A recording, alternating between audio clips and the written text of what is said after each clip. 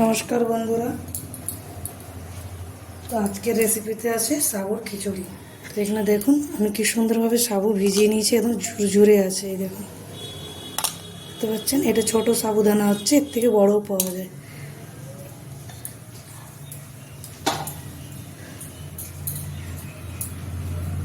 দিয়ে দিচ্ছি তেল, এখানে রিফাইন তেল ব্যবহার করছি, আপনারা চাইলে ঘিও ব্যবহার করতে পারেন।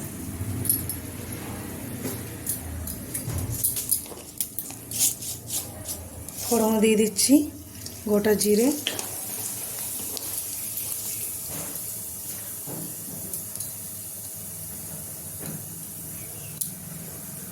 কাঁচা লঙ্কা,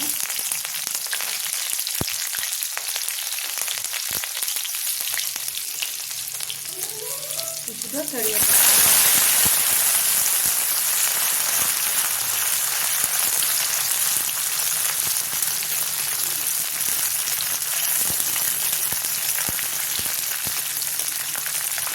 এখন আলু গাজর কেটে রেখেছি, একসাথে দিয়ে দিচ্ছি। ধুয়ে করে কেটে রেখেছিলাম, দিয়ে দিচ্ছি।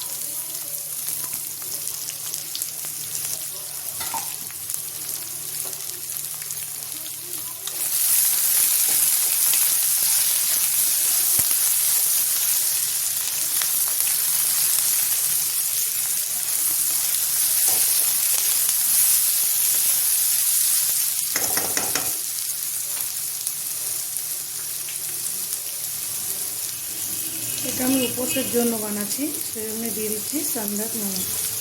সন্দক নমক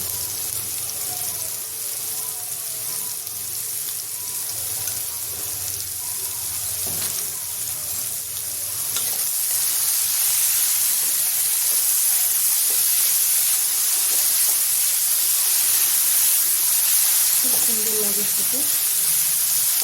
গ্যাসের ফ্লেমটা কম করে এবার ঢাকনা বন্ধ করে নেব। ততক্ষণ আমি কিছু গোটা মশলা ভেজে নেব।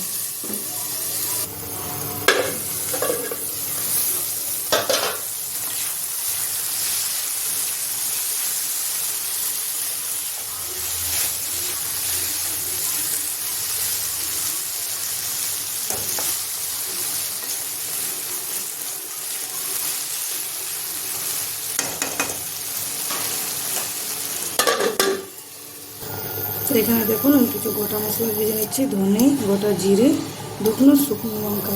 ঝাল যে যেমন খায় সে তেমন লঙ্কা ব্যবহার করবে। আমরা ঝালটা একটু কম খাই, আমি সেই জন্য একটু লঙ্কাটা কম দিয়েছি। কাঁচা লঙ্কাও তো ওইখানে ব্যবহার হয়েছে। এরকমভাবে ভেজে নেব।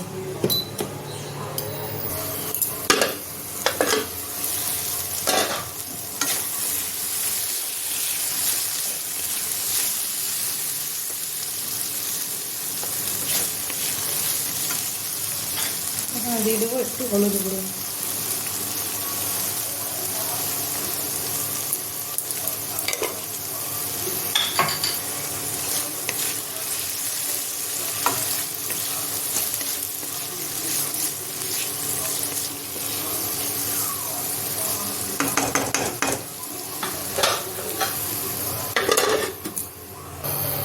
এখানে আমার গোটা মশলা ভাজা হয়ে গেছে, দেখুন মিক্সারের জারে ঢেলে নেব।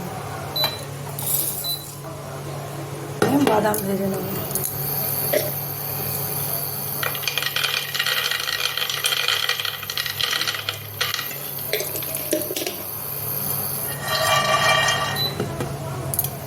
এই যে মশলা ভেজেছি, গোটা মশলা একটু গুঁড়ো করে নেব। এখানে কেটে রাখা টমেটো দিয়ে দিলাম।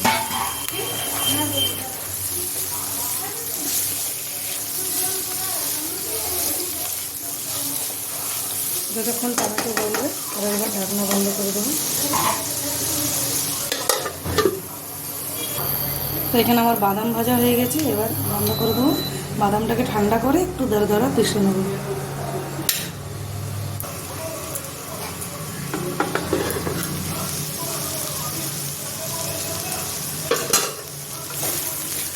তো এখানে সব কিছুই সিদ্ধ হয়ে গেছে, দেখুন।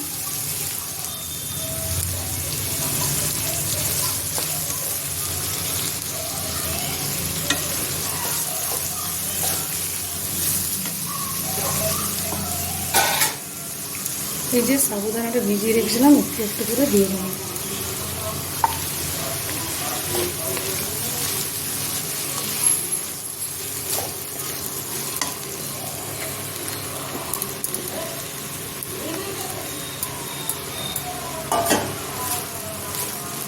গ্যাসের ফ্লেমটা একদম লোতে রেখেছি, মানে লেগে যাবে।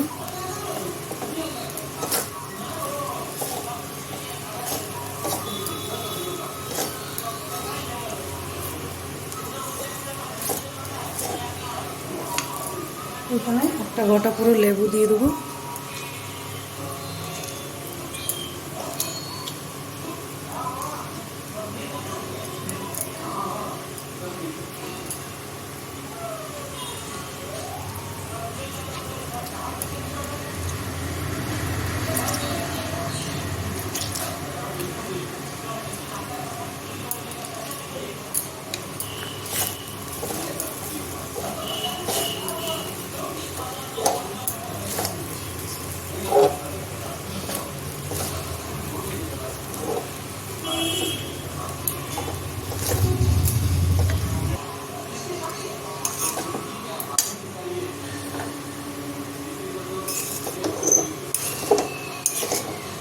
এখানে যে মশলা ভেজে রেখেছি দিয়ে দেবো।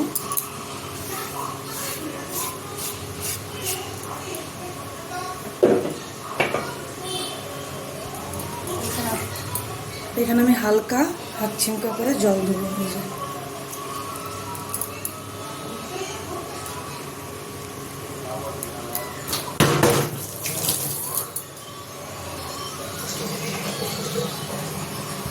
ভেজে ভেঙে রাখা বাদাম,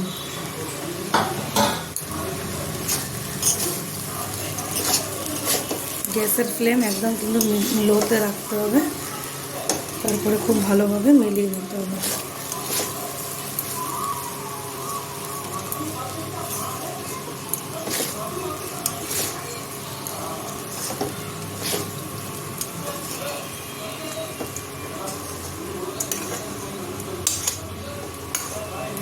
তো কি সুন্দর ঝুরঝুরে খিচুড়ি হয়ে গেছে সাবুদানার, দেখুন। এভাবে আপনারা বানাবেন। আর আমার রেসিপি যদি আপনাদেরকে ভালো লাগে তো লাইক সাবস্ক্রাইব নিশ্চয়ই করবেন, আর খেয়ে জানাবেন, কমেন্ট করবেন। তো ভালো থাকবেন, সুস্থ থাকবেন, বাই বাই।